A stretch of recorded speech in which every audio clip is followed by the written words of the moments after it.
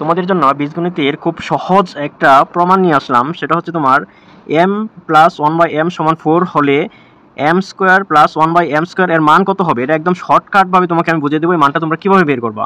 ঠিক আছে, তো এই মানটা তোমরা কীভাবে বের করবে এটা আমি শর্টকাটে বুঝিয়ে দেবো। তাহলে কি এটার মান দেওয়া আছে, m প্লাস 1/m এর মান দেওয়া আছে, আর এটার মানটা আমরা বের করতে হবে। তাহলে যে মানটা আমরা বের করবো এটা আমরা লিখবো এখানে।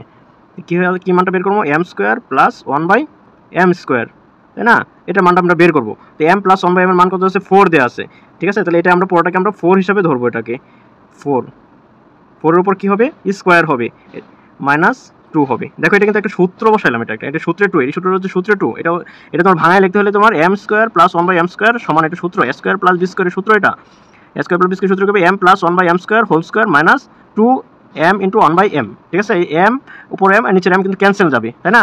তো থাকবে কি শুধু 2। তাহলে আমাদের m প্লাস 1/m এর মানটা আমরা এই 4 বসাইলাম। এর মানটা কি দেওয়া আছে 4, m প্লাস 1/m এর ফোন দিচ্ছে 4 বসাইলাম এটা।